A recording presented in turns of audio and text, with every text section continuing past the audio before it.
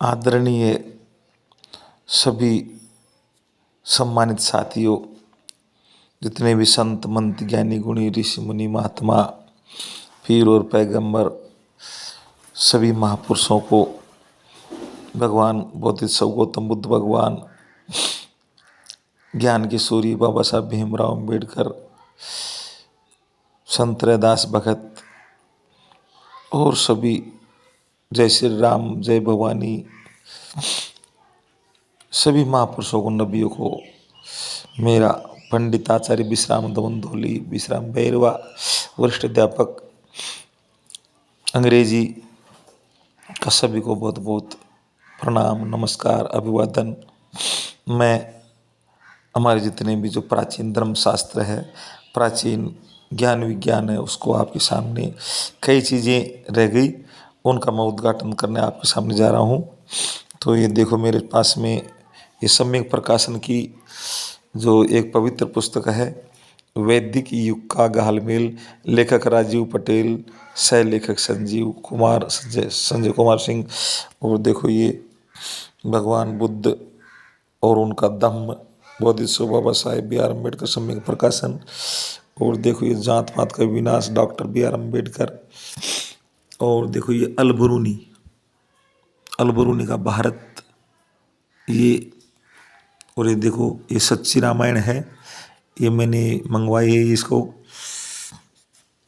और ये बाबा साहब आम्बेडकर के लाइफ एंड मिशन पुस्तक है, एम.एल. परिवार की।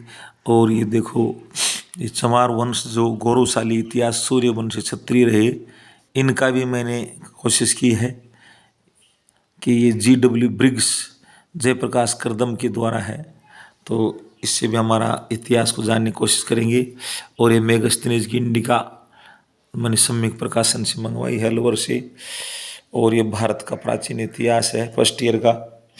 और ये फाहियान का, बुद्ध की तलाश में फाहियान का है, प्यारे सज्जनों। तो अब हम वैदिक युग की घालमेल में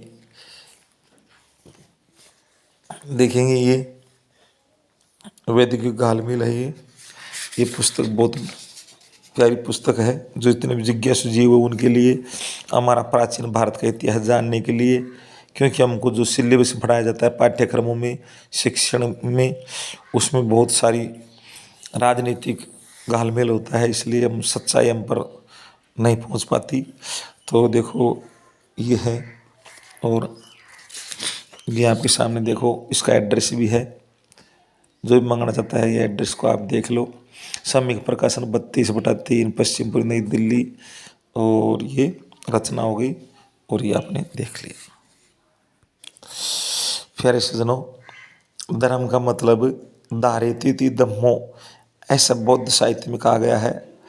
धारण करे सो धर्म, जैसे सत्य, अहिंसा और इस प्रकार के जो पंचशील है, जो सत्य है, काम क्रोध मद लोभ मोह को त्यागन करना, और सत्य, अहिंसा, क्षमा, यही धर्म है। अपना जो कर्तव्य कर्म है, इसका सच्ची ईमानदारी से पालन करना ही धर्म है। तो ऐसा हमारे धर्म शास्त्रों में लिखा। प्यारे सज्जनों, जहाँ तक भी ज्ञात इतिहास है, उसमें सबसे पहले बौद्ध धर्म आया। बौद्ध धर्म से पहले श्रमण धर्म था, उससे पहले आदिवासियों का प्रकृति धर्म था। जो ये प्रकृति धर्म था, श्रमण धर्म था, बौद्ध धर्म था, इसको ही सनातन धर्म, यानी सनातन चीज़ें उसमें वही थी प्रकृति धर्म की, इसी को धारेति धम्मो बोला गया। अत्तनो स्वभावम अत्तनो लक्षणम धारेति धम्मो, अर्थात जो अपने स्वभाव को धारण करता है, जो अपने लक्षण को धारण करता है, उसे धर्म कहते हैं। और फिर बाद में इसी में से, यानी कि गौतम बुद्ध की जो शाखा थी, उसी में से हीनयान और महायान आए। हीनयान महायान के बाद में फिर बाद में आगे जा कर के वज्रयान आया।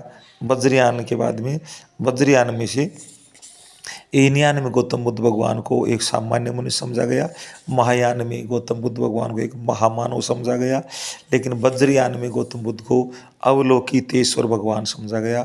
और उनकी कई प्रकार की गांधार शैली की और मथुरा शैली की बहुत सारी मूर्ति भारत में सबसे पहले गौतम बुद्ध भगवान की बनी। और फिर उसी में से आगे जा कर के गौतम बुद्ध भगवान का जब पाल वंश का राज रहा, हर्षवर्धन का राज रहा, कनिष्क का राज रहा, ड्रेमेटियस प्रथम, ये सभी बौद्ध शासकों का राज रहा। यानी 15वीं सदी तक महाराष्ट्र के अंदर भी राज रहा इनका। और जो पाल थे, बंगाल के पाल, उसमें भी काफ़ी दिनों तक, यानी कि लगभग 15वीं सदी तक इनका राज रहा बौद्ध राजाओं का। उसके बाद में राजपूत युग आया, उसमें जाकर के बौद्ध धर्म का पतन बहुत शीघ्रता से हिंसा के द्वारा कर दिया गया।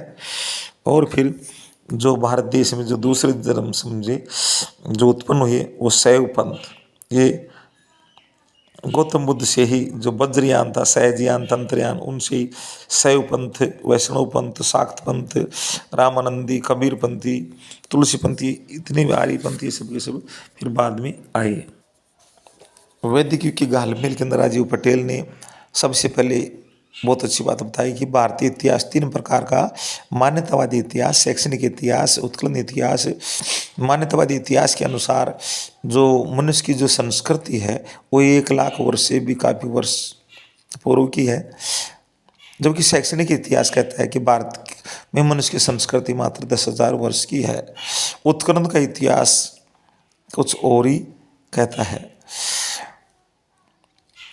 जैसे शैक्षणिक इतिहास कहता है कि भारत में वैदिक संस्कृति का उद्भव आवश्यक 3500 वर्ष पूर्व हुआ, लेकिन उत्खनन का इतिहास जो 100% सत्य होता है, मान्यतावादी इतिहास 100% झूठा होता है। शैक्षणिक इतिहास 50% सत्य, 50% झूठा होता है।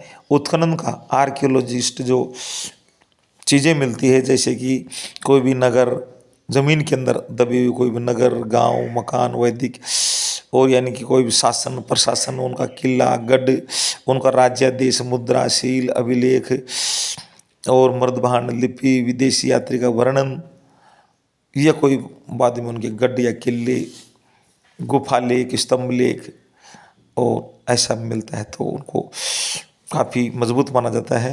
या फिर कार्बन डेटिंग प्रोसेस होती है।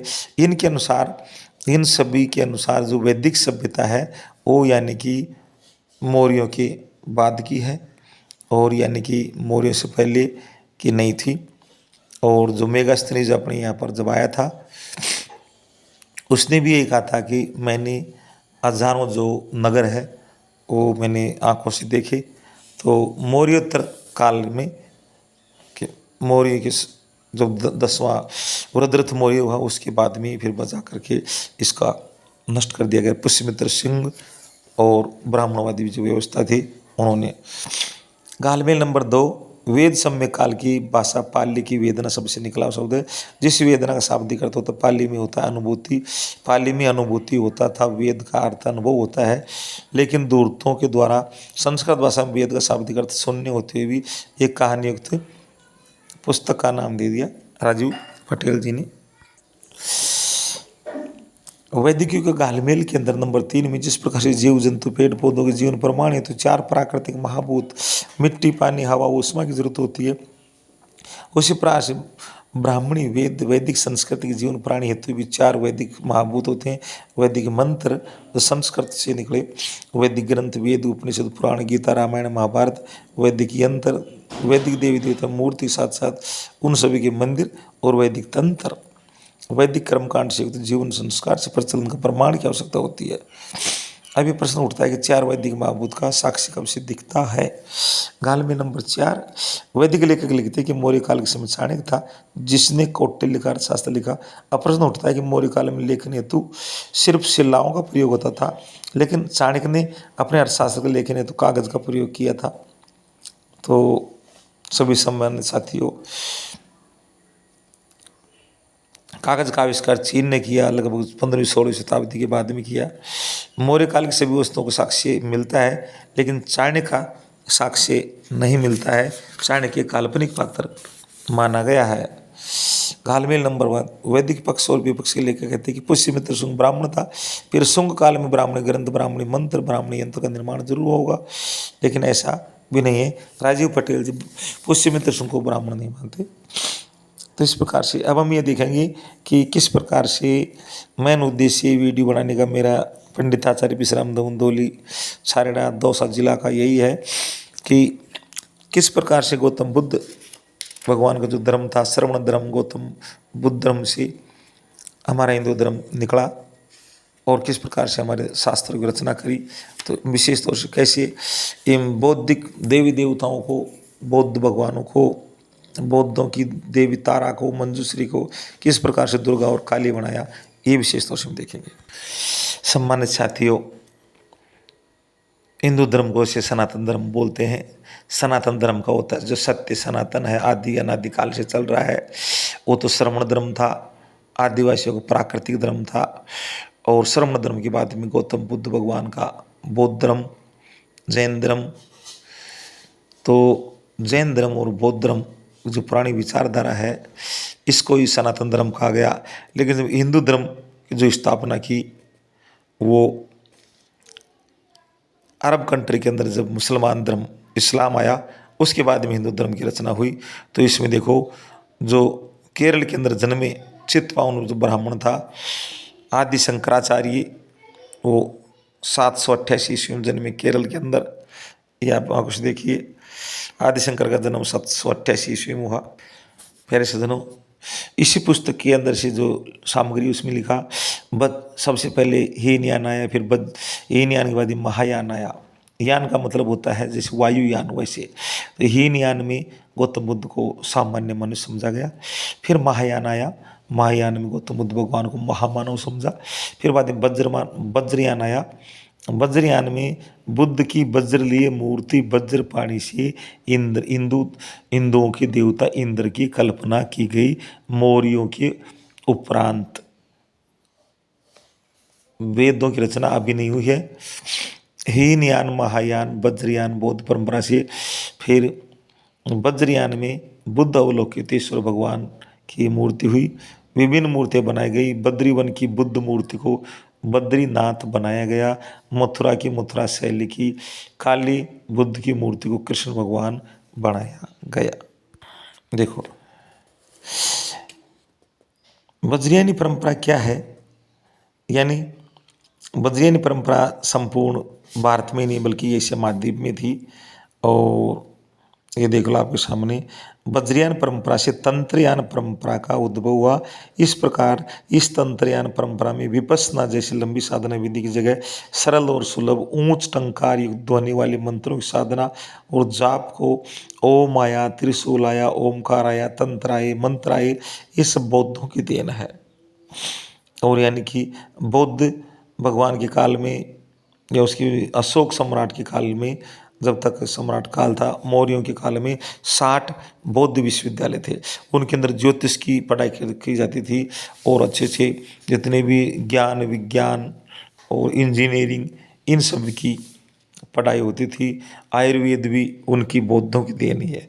फिर संतो वज्रयान, तंत्रयान और अवलोकितेश्वर बुद्ध, ऐसे तो अवलोकितेश्वर बुद्ध मूर्ति का निर्माण महायान परंपरा से थोड़ा थोड़ा शुरू होता, लेकिन भारत में अवलोकितेश्वर बौद्धोत्सव के बाद से महायान कमजोर पड़ने लग गया और वज्रयान परंपरा ने मजबूती से उभरते हुए 8वीं 9वीं शताब्दी तक संपूर्ण भारत में अपनी जड़ें पकड़ ली थी। तो यानी 8वीं 9वीं शताब्दी में ही जो शंकराचार्य, आदि शंकराचार्य केरल के चित्पावन ब्राह्मण थे, 788 ईस्वी में जन्मे थे। वो पहले बौद्ध सन्यासी थे, बौद्ध भिक्षु थे। उन्होंने आगे जा कर के फिर बौद्धों का नाश करने का काम किया और उन्होंने हिंदू धर्म की स्थापना करी, उसका उल्टा करके। और जितने भी बौद्ध सन्यासी भिक्षु थे उनको मरवाने का काम किया। कुमारिल भट्ट ने मिलकर के, राजा सुद्धनुआ ने मिलकर के, और यानी कि इनको बहुत भारी मात्रा में कत्लेआम कर दिया गया। जितने भी बौद्ध स्तूप थे, बौद्ध चैत्य थे, बौद्ध मठ थे, बौद्ध संगाराम थे, बौद्ध विहार थे और अशोक सम्राट के 84,000 बौद्ध स्तूप थे, इन सभी को तहस नहस कर दिया गया। और यानी कि कुछ बौद्ध दूर दूर थे उनको यानी कि मंदिरों के अंदर कन्वर्ट कर दिया गया। और जितने भी बौद्ध लोग थे, कुछ बौद्ध लोग जब उनका कत्लेआम कर दिया गया और एक राजा सुधन्वा ने ये यानी कि शंकर की दिग्विजय नाम की पुस्तक में ऐसा उल्लेख है। तो राजा सुधन्वा से मिलकर के शंकराचार्य ने और कुमारिल भट्ट ने और यानी कि इनको कत्लेआम का ऑर्डर निकलाया। पूरे भारत में शंकराचार्य ने भ्रमण किया और जितने भी बौद्ध लोग थे, बौद्ध सन्यासी, और जब कत्लेआम हो गया तो कुछ हिमालय को लांग करके विदेशों में चले गए। आज 130 कंट्री बुद्धिस्ट कंट्री है। कुछ लोग जो यहाँ के मूल निवासी थे, जो पहले बौद्ध राजाओं के वंशज थे, उन लोगों को वो लोग कुछ लोग जब आर्य और अनार्य को युद्ध हुआ 1500 वर्ष तक के, तो वे लोग कुछ लोग जंगलों में जाकर के छुप गए। और फिर बाद में जब यहाँ की मूल निवासी जब पूरी तरह नहीं आ रही तो इनको 6743 जातियों में विभाजित कर दिया गया और इनके खान पीन में, रहन सहन में और इनको विवाह पर, आपसी विवाह में प्रतिबंध लगा दिए गए, घोर प्रतिबंध लगा दिए गए। और इस प्रकार से अंत में गुलाम बना लिए गए जो यहाँ की मूल निवासी, जो बुद्ध राजाओं की संतान थे, मौर्यों की संतान थे, जिन्होंने चित्रांगद मौर्य, मान मौर्य, जिन्होंने राजस्थान का चित्तौड़गढ़ का किला बनाया। और उसी मान मौर्य तो मुर की संतान, मौर्य को मुर भी बोला, इसलिए भगवान को मुरारी भी बोला जाता है, मुर का अरी, यानी कि जो मौर्य लोग थे इन लोगों का दुश्मन। और ये लोग फिर राजस्थान के अंदर जितने भी SC ST है, ये सभी मौर्यों की संतान बने।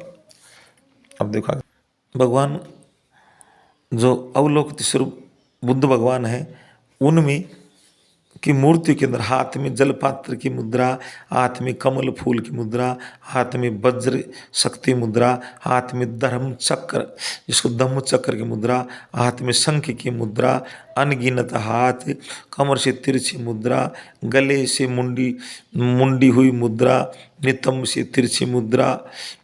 तो इस प्रकार की। और जो गौतम बुद्ध अवलोकितेश्वर बुद्ध भगवान है, उसके नीचे भागों में एक ऋचा लिखी गई, ओम मणि पद में हुम। तो जितना भी जो ओम, ओंकार है, त्रिशूल है, सात्या है, ये सब बौद्धों की देन है। प्यारे सज्जनों, ये आपके सामने में जो पुस्तक है उसमें से जो मैंने मंगाई है, सम्यक प्रकाशन अलवर से, जयपुर, वो दिल्ली से मैंने, तो ये देखो इसमें इन सब का गालमेल का एकदम खुलासा हो रहा है। और अभी हमारे वेदों की रचना के बारे में आएंगी। तो देखो इनसे ही गौतम बुद्ध भगवान, पशुपति शिव, यही बड़े प्यारे सज्जनों आप बड़े ध्यान से देखेंगे तो जितने भी शैव पंथ है, वैष्णव पंथ, शाक्त पंथ, ये 850 ईस्वी के बाद में बने हुए हैं। क्योंकि जब जो बौद्ध धर्म के अंदर जो कुछ ब्राह्मणी लोग थे, मनुवादी लोग थे, ये बौद्ध धर्म में सम्मिलित हो गए और उन्होंने इसका सत्यानाश कर दिया बौद्ध धर्म का, और फिर इसको पतन की तरफ ले गए। इन्होंने पंचमकार चलाए। पंचमकार लास्ट में जब हीनयान आया, महायान आया, और फिर बाद में वज्रयान आया, फिर उसमें सहजयान, तंत्रयान आया। तो तंत्र मंत्र इन्होंने चालू कर दी, टोने टोट के अंधविश्वास पाखंड सब बौद्ध धर्म में भी चालू कर दी। जाति प्रथा भी लगभग इन्होंने चालू कर दी। ऊंच नीच का भाव भी इन्होंने चालू कर दिया। और यानी कि पंचमकार यानी कि मैं यानी मैथुन, मैं यानी पंचमकार मैं यानी कि मैथुन, मत्स्य और मदिरा, और इस प्रकार से इन्होंने सारा इसका सत्यानाश ये सब चालू कर दिया। इन्होंने मांस, मदिरा, स्त्री सबका चालू कर दिया। तो देखो इस प्रकार से धीरे धीरे इसका पतन पूरे हिंदुस्तान से हो गया। हिंदू धर्म का प्रादुर्भाव भारत में देखेंगे ध्यान से। बौद्ध धर्म से हिंदू धर्म की उत्पत्ति कैसी हुई? तो प्यारे सदनों 788 ईस्वी में आदि शंकराचार्य ने हिंदू धर्म और शैव धर्म संस्थापक जो केरल के चित्तपावन ब्राह्मण थे, उन्होंने ही जो बौद्ध धर्म के बौद्ध मठ थे, बौद्ध संगाराम थे, बौद्ध विहार थे, बौद्ध स्तूप थे, बौद्ध चैत्य थे, इन्हीं को 4 धाम, 68 तीर्थ, 12 ज्योतिर्लिंग बनाया। और इन्होंने शैव धर्म की स्थापना कर दी, शैव पंथ की स्थापना कर दी। अभी पूरा हिंदू धर्म नहीं बना। उसके बाद में 1017 ईस्वी में रामानुजाचार्य हुए आंध्र प्रदेश में। इन्होंने वैष्णव पंथ की स्थापना और अवतारवाद की स्थापना कर दी। अभी न तो कोई वेदों की रचना हुई और न अभी कोई भी रामायण, महाभारत, तीज, त्यौहार भारत में अभी नहीं है। उसके उपरांत 1250 ईस्वी में माधवाचार्य ने विष्णु का उपासक बना, प्लस राम और कृष्ण की पूजा शुरू करवाई। और फिर देखो ये किस तरीके से इन्होंने जो बौद्ध प्राचीन बौद्ध स्थल थे उनको किस प्रकार बद्रीनाथ केदारनाथ बनाया। और तुलसी ने रामचरितमानस की रचना करी बाद में, और राम नाम और राम मंदिर की शुरुआत कर दी। हनुमान चालीसा की रचना करी, विनय पत्रिका की रचना करी हनुमान जी ने। और फिर बाद में हनुमान जी की पूजा, बालाजी के मंदिर शुरू हुए। यानी ये सब मुगल काल के अंदर की बात है, मुगल काल और अंग्रेजों के काल की बात है। अभी देखो आगे से देखिए, 788 ईस्वी में केरल के अंदर एक शंकर नाम का बालक होता है। आज के भारतीय इतिहास में शंकर को आदि शंकर या आदि शंकराचार्य कहा गया। और इन्होंने अद्वैतवाद का सिद्धांत का प्रतिपादन किया, जिसमें ब्रह्म सत्य जगत मिथ्या का इन्होंने एक प्रकार से वो अपना नारा दिया, अलौकिक ब्रह्म को वो दिया। तो यानी अवलोकित सूर्य बुद्ध का साक्ष्य आपके सामने है, जिसको आदि शंकर ने अपने शैव पंथ से जोड़ते हुए स्थापित किया, यानी कि कॉपी पेस्ट इन्होंने कर ली। देखो आदि शंकराचार्य ने किस प्रकार से स्थापना करी। और श्रृंगेरी रामेश्वरम केरल के अंदर यजुर्वेद पद्मनाभ सरस्वती भारती शारदा पीठ द्वारका गुजरात के अंदर है। और सामवेद और पद्मनाभ तीर्थ आश्रम है। ज्योतिर्मठ बद्रिका आश्रम उत्तराखंड में यूपी में है। अथर्ववेद पद्मनाभ गिरी गोवर्धन मठ पुरी उड़ीसा के अंदर है। तो आदि शंकराचार्य को बाद में लोगों ने, उनके अनुयायियों ने आदि शंकराचार्य को अलौकिक ब्रह्म रूप यानी शिव जी बना दिया गया। जो शंकर भगवान की जितने भी जो मूर्ति है, मंदिर है, वो यानी आदि शंकराचार्य नाम का जो ब्राह्मण था वही असली शंकर भगवान है, और इसके अलावा कोई अन्य शंकर भगवान नहीं है। ब्राह्मणीकरण इसका कर दिया गया, और इन जो गौतम बुद्ध भगवान का जो धर्म था उसको मिटा दिया गया। ये आप अपने हाथ से देख लो।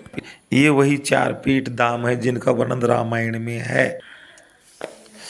प्यारे सज्जनों, केदारनाथ एक बौद्ध स्थल था जिस पर आदि शंकराचार्य ने अपना आदित्य जमा लिया था। बाद में उसी जगह पर आदि शंकराचार्य के अनुयायी ने आदि शंकर की मूर्ति के बाद उसकी समाधि बना दी, और उसको केदारनाथ बौद्ध स्थल को केदारनाथ हिंदुओं का धार्मिक स्थान बना दिया।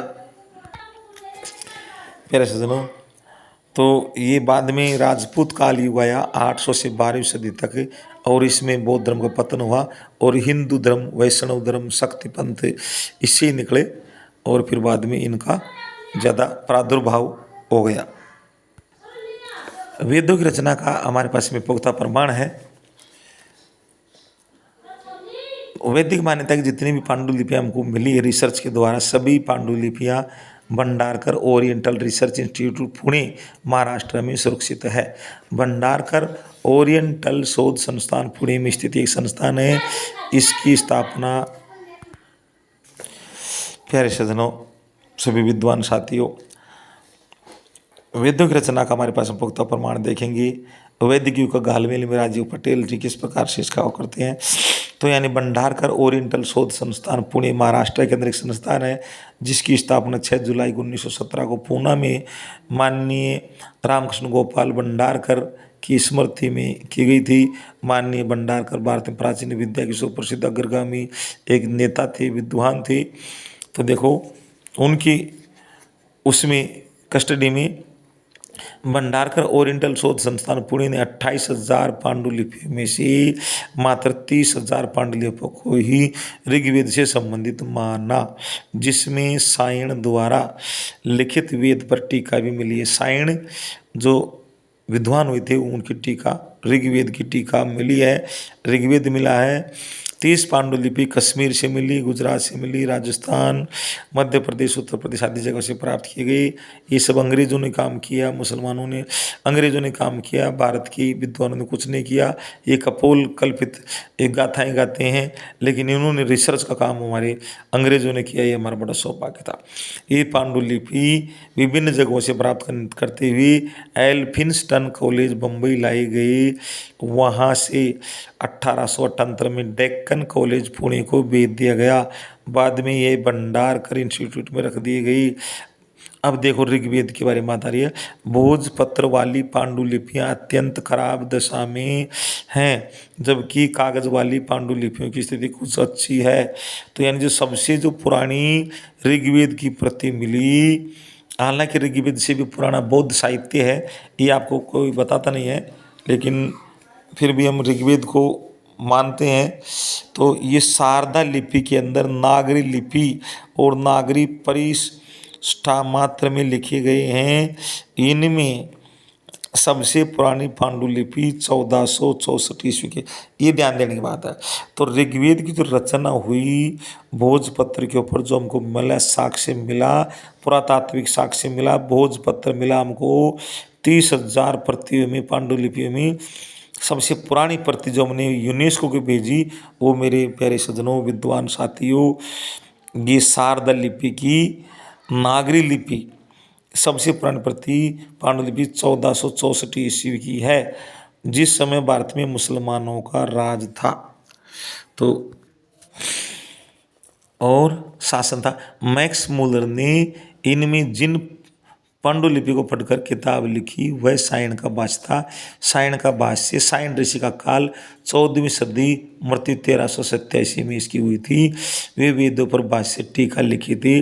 वे विजयनगर यानी कर्नाटक साम्राज्य के मंत्री थे। वेदों पर टीका एकमात्र निकाय है, ये दक्षिण भारत के निवासी थे। इनमें एक पांडुलिपि भोजपत्र पर शारदा लिपि में तथा अन्य 29 कागज की पांडुलिपि पर नागरी लिपि में लिखी हुई है।